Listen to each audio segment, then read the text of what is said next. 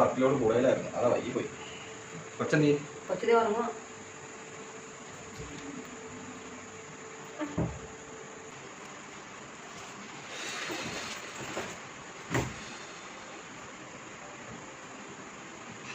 അമ്മയുടെ മുഖം വല്ലാണ്ടിരിക്കണേ. ഞാൻ പേപ്പർ നോക്കിയിരിക്കുവായിരുന്നു. എന്നെ ബാങ്കിൽ നിന്ന് വിളിച്ചിട്ടുണ്ടായിരുന്നു. അമ്മ അതൊന്നും ടെൻഷൻ അടിക്കില്ല, എവിടെയെങ്കിലും ഒക്കെ ഞാനത് വിചാരിക്കണം. അവളെന്തേ? അവളോട് പറഞ്ഞോ? പറഞ്ഞില്ല. നീ വന്നിട്ട് പറയണ്ട, അത് പറയണ്ട. എല്ലാ വിഷമത്തിന്റെ കൂടി ഈ വിഷമം കൂടി ഇതാക്കണ്ടല്ലോ. അവരുടെ ടെൻഷൻ അടിക്കണ്ട, അതൊക്കെ ഞാൻ ശരിയാക്കി എടുത്തോളാം. എല്ലാം കൂടി എങ്ങനെ മാനേജ് ചെയ്ത് പോകും?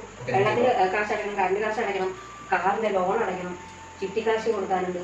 എല്ലാം കൂടെ നീ എന്നാ ചെയ്യണം? അവളോട് പറയാൻ പാടാണോ? അവളോട് പറയേണ്ട കാര്യമില്ല, കാരണം എല്ലാം കൂടെ കൂടി അവർക്ക് ഇത് മാനേജ് ചെയ്യാൻ പറ്റില്ല. നിന്റെ നിസാര ശമ്പളം കൊണ്ട് എന്ത് ചെയ്യും? ഞാൻ ചെയ്തോളാം, അമ്മ അതൊന്നും ഓർത്ത് ടെൻഷൻ അടിക്കണ്ട. അവളിപ്പോ കുടിക്കാൻ കയറിയിട്ട് കുറെ നേരം ആയോ? ഞാൻ ചായ എടുത്തിട്ട് വരാം, അവിടെ ഞാൻ വരാൻ വൈകും.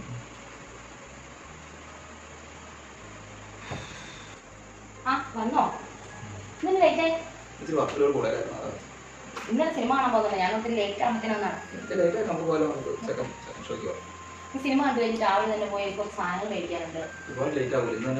മേടിക്കണം, കുറച്ച് സാധനങ്ങൾ മേടിക്കാനുണ്ട്. പിന്നെ ആ വഴി പോയിട്ട് നമുക്ക് കുറെ നാളെ പുറത്ത് പോയി ഫുഡ് കഴിച്ചിട്ട് നമുക്ക് പുറത്ത് പോയി ഫുഡും കഴിച്ച് അടിച്ചു പിടിപ്പിച്ച് ഞാൻ റെഡി ആവട്ടെ.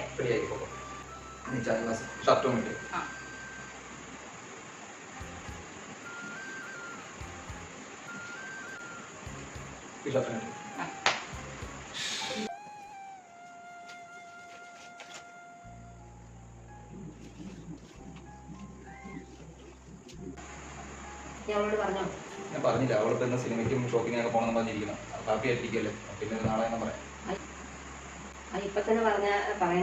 ഇപ്പൊ അവളെ നല്ലൊരു മൂഡിൽ ഇരിക്കുമ്പോ നമ്മൾ എന്തിനാ ഇങ്ങനെ പല പ്രശ്നങ്ങളും ഉണ്ടാവില്ല. അതൊന്നും